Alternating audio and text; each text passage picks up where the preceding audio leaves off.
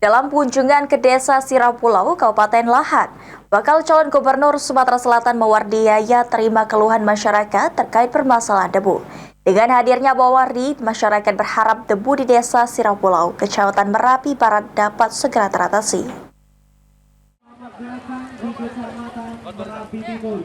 Bakal calon gubernur Sumatera Selatan Mawardi melakukan kunjungan ke Kabupaten Lahat. Dalam kunjungannya, Mawardi mendengarkan berbagai macam aspirasi yang disampaikan masyarakat Desa Sirapulau, Kecamatan Barat, Kabupaten Lahat. Bakal calon gubernur Sumsel Mawardi mengatakan, sehingga dengan hadirnya ke Kabupatenan Lahat, Mawardi bertekad akan memperjuangkan aspirasi yang disampaikan masyarakat, khususnya di Merapi Barat, Kabupaten Lahat.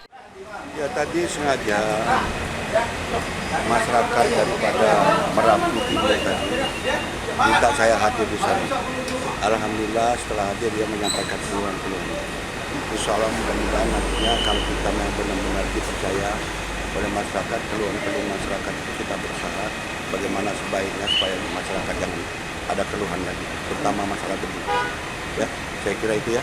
Oke, terima kasih Pak. Sementara itu, Darmawan, Ketua Tim Kemenangan Kabupaten Lahat mengatakan, kehadiran Mawardi ke Merapi area sangat disambut antusias masyarakat untuk menyampaikan berbagai persoalan dengan harapan keluhannya disampaikan dapat segera terrealisasi.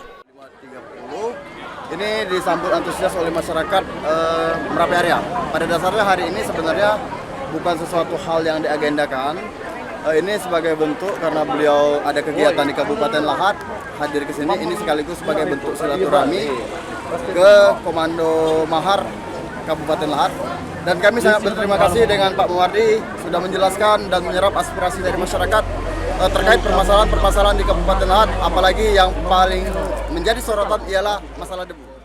Setelah dilakukan kunjungan di Desa Sirapulau, Kecamatan Merapi Barat, Kabupaten Lahat, selanjutnya Mawardi bersama tim melanjutkan kunjungan ke Kikim area. Eki Saputra, PAL TV.